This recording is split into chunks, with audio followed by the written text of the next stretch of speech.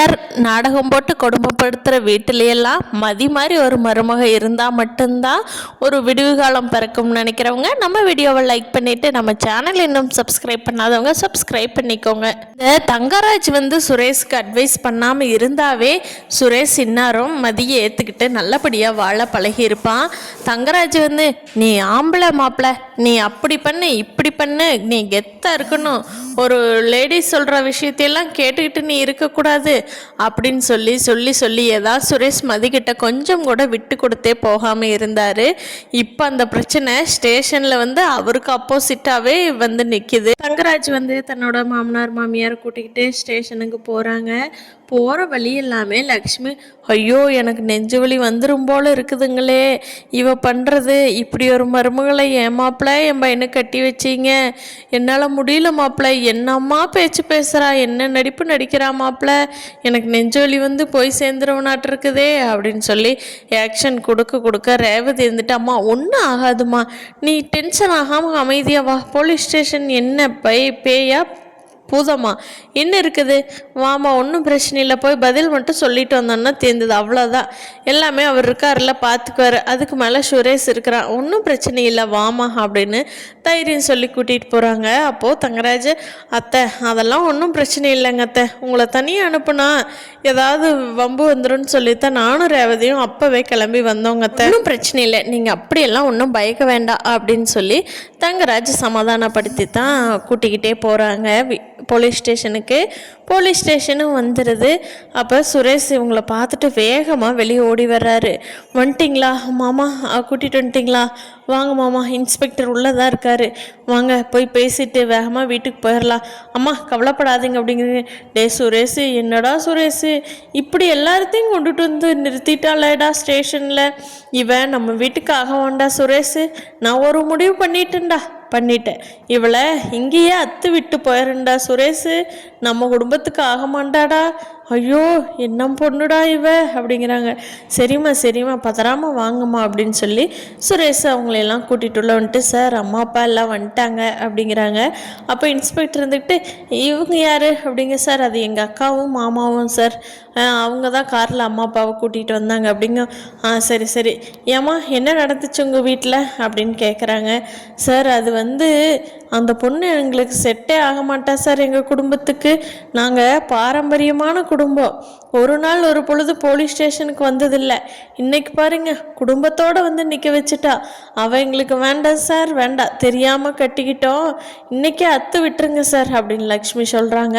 அதை கேட்ட இன்ஸ்பெக்டர், ஏம்மா என்ன நடந்ததுன்னு கேட்டேன், இன்னி என்ன நடக்கணும்னு உங்கள் விருப்பத்தை கேட்கல சரியா, அந்த பொண்ணுக்கிட்ட இப்போ வரைக்கும் நான் கேட்டு தெரிஞ்சுக்கிட்டேன் உங்கள் வீட்டில் என்ன நடந்தது, அந்த காப்பி டம்ளரில் ஆரம்பித்து எல்லாமே அந்த பொண்ணு சொல்லுச்சு, இப்போ நீங்கள் சொல்லுங்கள் என்ன நடந்ததுன்னு, ஒரு தரப்பு மட்டும் கேட்டுட்டு நம்ம பதில் சொல்ல முடியாதுல்ல அப்படின்னு சொல்லவும் லக்ஷ்மி நம்ம மதி சொன்னதுக்கு எல்லாமே ஆப்போசிட்டாக எல்லாமே சொல்லி, இதெல்லாம் தான் சார் பண்ணுனா, இப்படி ஒரு பொண்ணை எப்படி சார் என் பையன் வச்சு வாழுவான் அப்படின்னு சொல்லி ரொம்ப சீனு க்ரியேட் பண்ணுறாங்க.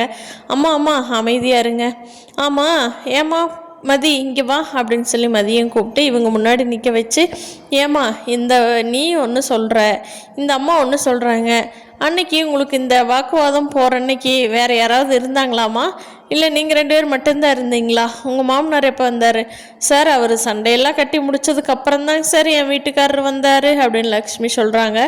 அப்போது மதியம் இருந்துக்கிட்டு, சார் எங்கள் வீட்டில் இவங்க பெரிய மருமக அங்கே தாங்க சார் இருந்தாங்க, நீங்கள் அவங்கள வேணால் கூப்பிட்டு கேட்டு பாருங்கள், என்ன நடந்ததுன்னு அவங்களுக்கு தெரியும் அப்படிங்கிறாங்க. லக்ஷ்மி அடி பாவி, நீ போலீஸ் ஸ்டேஷன் வந்தது இல்லாமல் அவளையும் போலீஸ் ஸ்டேஷன் வாசப்படி ஏற வைக்கிறியா, நீ எல்லாம் உருப்பிடுவியாடி, நீ எல்லாம் குடும்பத்துக்கு ஆகிற பொண்ணா அப்படின்னு இன்ஸ்பெக்டர் முன்னாடியே திட்டுறாங்க. அது சுரேஷ் அம்மா அமைதியாக இருங்க, எதுவுமே சொல்லக்கூடாது, நம்ம வீடு மாதிரி சரியா அப்படின்னு சொல்லி அமைதிப்படுத்துகிறாங்க. அப்போ இன்ஸ்பெக்டர் மதி பரவாயில்லம்மா, உன்னோட போல்டுனஸை நான் பாராட்டுறேன், அந்த பொண்ணை வர சொல்ல முடியுமா சுரேஷ் அப்படிங்க. சார் அதெல்லாம் நான் பார்த்துக்கிறேங்க சார், அண்ணியும் கூப்பிட வேண்டாங்க சார், எல்லாமே இதுக்குங்க சார் ஸ்டேஷனுக்கு, நான் பார்த்துக்கிறேன் அப்படிங்கிறாங்க. இல்லை சுரேஷ் நீ அவங்கள வர சொல், இந்த பிரச்சனை பெருசாகி இது உனக்கு பிரச்சனை இல்லைப்பா, கமிஷனர் ஆஃபீஸில் கூப்பிட்டு என்ன திட்டுவாங்க, நீ தயவு செஞ்சு உங்கள் அண்ணி வர சொல்கிறியா, இல்லை நான் ஸ்டேஷன்லேருந்து யாரையாவது விட்டு போய் கூட்டிகிட்டு வர சொல்லட்டுமா அப்படிங்க. இல்லை சார் அண்ணனுக்கு ஃபோன் பண்ணி வர சொல்லிடுறேன் அப்படிங்கவும் பாக்யராஜுக்கு ஃபோன் பண்ணி சுரேஷ் நடந்ததெல்லாம் சொல்லி அண்ணாவை கூட்டிகிட்டு வந்துடுறேன்னா அண்ணியை அப்படின்னு சொல்லவும் மதியும் போலீஸ் ஸ்டேஷனுக்கு வந்துடுறாங்க. ஏம்மா மதி, நீ இதுதான் உங்கள் அக்கா மலரா? சுரேஷ் இவங்க தான் உங்கள் அண்ணியா அப்படிங்க. ஆமாங்க சார். ஏம்மா நீ தான் அந்த வீட்டோட மூத்த மருமக மலரா அப்படின்னு இன்ஸ்பெக்டர் கேட்குறாங்க. ஆமாங்க சார் அப்படின்னு சொல்லி மலர் பயந்துக்கிட்டு நிற்கிறாங்க. ஏம்மா அன்னைக்கு பிரச்சனை வந்த அன்னைக்கு நீ தான் அங்கே இருந்த, என்ன நடந்ததுன்னு உண்மையை சொல்ல முடியுமா அப்படிங்கிறாங்க. சொல்கிறேங்க சார் அப்படிங்கிறாங்க மலர். அப்போது லக்ஷ்மி ஒரே ஆக்ஷன் போடுறாங்க. மலர் பாரு மலர், உன்னை கொண்டுட்டு வந்து எங்கே நிறுத்திட்டான்னு, சுயமரியாதையே இல்லாமல் வாழ்கிறையே நீன்னு கேட்டவ உன்னை அப்படி இருந்து வீட்லேயும் விடலை மலர், இங்கே இழுத்துக்கிட்டு வந்துட்டா. பாரு மலர் பாரு, அவளுக்கு நீ சொல்லு மலர் என்ன நடந்துச்சுன்னு, என்னை எப்படி அவமானப்படுத்திட்டான்னு சொல்லு மலர் அப்படின்னு ஆக்ஷன் போடுறாங்க. அப்போவே இன்ஸ்பெக்டர் தெரிஞ்சிருது இந்த அம்மா பயங்கரமான நடிப்பாக இருக்குதுன்னு சொல்லி மதி இருந்துக்கிட்டு, அக்கா என்ன நடந்துச்சுன்னு உண்மை மட்டும் நீங்கள் சொல்லுங்கள் அப்படின்னு தைரியமாக சொல்கிறாங்க. அதை பார்த்து இன்ஸ்பெக்டருக்கு இந்த பொண்ணு நல்ல பொண்ணு தான் போலையேன்னு மனசுக்குள்ளே நினச்சிக்கிறாரு. இருந்தாலும் மதி சொல்கிறத முழுசாக கேட்டுட்டு, சுரேஷ் தங்கராஜ் சார் பார்த்தீங்களா, 2 பேரும் என்ன நடந்ததுன்னு கேட்டிங்களா? லக்ஷ்மி அம்மாவை பார்த்துட்டு இன்ஸ்பெக்டர் கேட்குறாரு. ஏம்மா இந்த உங்கள் பெரிய பொண்ணு சொல்லுதே அதுதான், பெரிய மருமக சொல்கிறாள்ல அதுதான் நடந்ததா அப்படிங்கிறாங்க. சார் அது அப்படிங்கிறாங்க. என்னம்மா அந்த பொண்ணு சேர்ந்து உனக்கு எதிராக பொய் சொல்லுதோ அப்படிங்கிறாங்க. இல்லை சார் அப்படிங்கிறாங்க. அப்போது மலர்கிட்ட கேட்குறாங்க. ஏம்மா நீ நடந்ததை தானே சொன்ன அப்படிங்கிறாங்க. சார் அதுதாங்க சார் அங்கே நடந்தது அப்படின்னு மலரும் சொல்கிறாங்க. என்னம்மா அப்புறம் உங்கள் அத்தை இவ்வளோ ஆக்ஷன் போட்டுட்ருக்காங்க அப்படிங்கிறாங்க. எல்லாரும் அமைதியாக இருக்கிறாங்க. சுரேஷ் கிட்ட இன்ஸ்பெக்டர் சொல்கிறாரு. சுரேஷ் இப்போ நீயே சொல்லு இதுக்கு என்ன பண்ணலாம் அப்படின்னு. சார் அம்மா மேலே தாங்க சார் தப்பு அப்படின்னு சுரேஷே ஒத்துக்கிறாரு. அப்போது மதி சொல்கிறாங்க. இப்போவாது ஒத்துக்கிறீங்களே, நான் அதைத்தானே ஆரம்பத்திலிருந்து சொன்னேன், நான் தப்பு பண்ணலை, அவங்க தான் பெருசாக பிளான் பண்ணி ஏதோ பண்ணுறாங்கன்னு. நீங்கள் கேட்கவே இல்லையே, வந்த உடனே அம்மா பேச்சு கேட்டுட்டில்ல என்னை வீட்டை விட்டு வெளியே தள்ளினீங்க. இப்போ உங்கள் அம்மா மேலே தான் தப்புன்னு தெரியுது, உங்கள் அம்மா வீட்டை விட்டு வெளியே தள்ளுவீங்களா அப்படின்னு மதி கேட்கவும் இன்ஸ்பெக்டர் அம்மா அமைதியாருமா, அப்படிலாம் தள்ள வேண்டாம், பெரியவங்களை தள்ளவும் வேண்டாம், அது முறையும் இல்லை. ஏம்மா லக்ஷ்மி அம்மா வர்றப்ப நெஞ்சு வலிக்குது, அது பண்ணுது இது பண்ணுதுன்னு சீன் போட்டுட்டு வந்தீங்களே, எங்கம்மா இப்போ உங்களுக்கு வலிக்கலையா? உங்கள் பெரிய மருமக உங்களுக்கு பிடிச்ச மருமக உண்மையை சொன்னதுக்கப்புறமும் உங்களுக்கு நெஞ்சு வலி வரலையா? எப்படிம்மா சரியா போச்சு அப்படிங்கிறாங்க. மலர் அப்படியே பார்த்துட்ருக்காங்க. லக்ஷ்மியும் ராகவனும் திருன்னு முழிச்சிட்ருக்காங்க.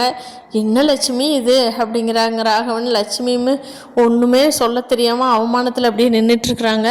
தன்னோட மாப்பிள்ளையை பார்த்து, மாப்பிள்ளை அது அவள் பயங்கரமாக அத்தை அமைதியாக இருங்க அத்தை அப்படின்னு சொல்லிட்டு, சரி இங்கே பாரு சுரேஷ், இதுதான் ஃபஸ்ட் அண்ட் லாஸ்ட் வார்னிங்.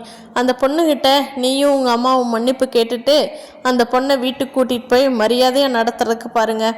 ஏம்மா அந்த பொண்ணு செய்ய வேண்டிய வேலையெல்லாம் செய்வா, நீங்கள் தேவையில்லாமல் ரொம்ப பண்ணி மூக்குள்ளே வேற நீங்களே டேமேஜ் பண்ணிக்காதீங்க. இப்போ தானே விசாரிக்காட்டித்தானே உண்மை என்ன வெளியே வந்தது. இல்லைன்னா அந்த பொண்ணு மேலேயே குறை சொல்லி நீங்கள் தப்பிச்சு பார்த்தீங்கல்ல. சுரேஷு அம்மா அப்பாவுக்கு ரெஸ்பெக்ட் கொடுக்கலாம் சுரேஷு. போலீஸாக இருந்துக்கிட்டு நீயே இப்படி கண்மூடித்தனமாக நம்பக்கூடாது, என்ன நடந்ததுன்னு விசாரித்து தான் முடிவு பண்ணணும் அப்படிங்க. சார் சாரி சார், அது அம்மா சொல்லவும் நான் கேட்டுட்டேங்க சார் அப்படிங்கிறாங்க. இனிமேல் அப்படி தப்பு பண்ணாத சுரேஷு, யார் உண்மையை சொல்கிறாங்களோ அவங்களுக்கு சப்போர்ட்டாக இருந்து பழகு அப்படின்னு சொல்லவும் சரிங்க சார் அப்படின்னு சொல்லிடுறாங்க சுரேஷ். 2 பேரும் மன்னிப்பு கேளுங்கன்னு சொல்லவும் 2 பேரும் மதி முன்னாடி சாரிம்மா என்னை மன்னிச்சிரு அப்படிங்கிறாங்க. சுரேஷும் சாரி மதி, நான் விசாரிக்காமல் உன்னை தப்பு சொல்லிட்டேன், மன்னிச்சிரு, வா வீட்டுக்கு போகலாம் அப்படிங்கிறாங்க. மதி கெத்தாக நின்றுட்டுருக்காங்க.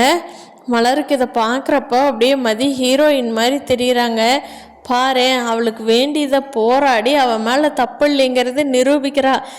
நான்லாம் வேஸ்ட்டு, இவங்க சொன்னதை சரி சரி சரின்னு மண்டையாட்டி நாளெல்லாம் இவங்களுக்கு வேலைக்காரியாக மட்டுமே இருக்கிற அப்படின்னு சொல்லி மலருக்கு குற்ற உணர்ச்சியாக இருக்குது. மதி கெத்தாக இருக்கிறத பார்த்துட்டு மலருக்கு அப்படியே மதியை சல்யூட் பண்ணலாம் போல் மலருக்கு ஃபீல் ஆகுது. இன்ஸ்பெக்டர் சொல்லி அனுப்பிச்சி விடுறாரு. சுரேஷ் இங்கே பாரு மதி இன்னொரு நாள் ஏதாவது பிரச்சனைன்னு போலீஸ் ஸ்டேஷனோ இல்லை அந்த பொண்ணுக்கு என்றைக்குமே பிரச்சனை வரக்கூடாது சுரேஷ், நீ தான் அதுக்கு பொறுப்பு சரியா அப்படிங்க. சார் சரி சார், நான் நீ எதுவும் வராமல் பார்த்துக்க மாட்டேன் அப்படின்னு சொல்கிறாங்க. அப்போ மதியை இனிமேல் நீ ஒய்ஃபாக பாரு சுரேஷ், அவளை விரோதியாகவே பார்க்காத, அந்த பொண்ணு ரொம்ப தங்கமான பொண்ணு, கண்ணை பார்த்தாவே கண்டுபிடிச்சிடலாம், போலீஸாக இருந்துக்கிட்டு உனக்கு என்னையா கண்டுபிடிக்க தெரியலையா அப்படிங்கவும் சாரி சார் அப்படிங்கிறாங்க. போங்க இந்த பொண்ணை கூட்டிகிட்டு போய் வீட்டில் நல்லபடியாக வச்சு வாழ பழகுங்க. சும்மா சும்மா அந்த பொண்ணோட அம்மா அப்பாவையெல்லாம் கூப்பிட்டு சின்ன பிள்ளைங்க கணக்காக கம்ப்ளைண்ட் பண்ணுற வேலையெல்லாம் வச்சுக்காதீங்க. ஏம்மா இந்தாம்மா என்னோடய பர்சனல் நம்பர் தர்றேன், நீ எதுனாலும் எனக்கு கூப்பிடுமா அப்படின்னு சொல்லி மதிக்கிட்ட அவரோட பர்சனல் நம்பர் கொடுத்து அனுப்பிச்சி வைக்கிறாங்க. வீட்டுக்கு கூட்டிகிட்டு மதி இனிமேல் எப்படி ஹேண்டில் பண்ணுறாங்க, மதி என்ன ரியாக்ட் பண்ணுறாங்கங்கிறத நீ வரப்போகிற எபிசோடில் பார்க்கலாம் ஃப்ரெண்ட்ஸ். இப்படி தான் அழகு சூப்பராக நடக்க போகுதுன்னு நான் நினைக்கிறேன். நீங்கள் என்ன நினைக்கிறீங்கன்னு கீழே கமெண்ட் பண்ணுங்கள். தேங்க்யூ.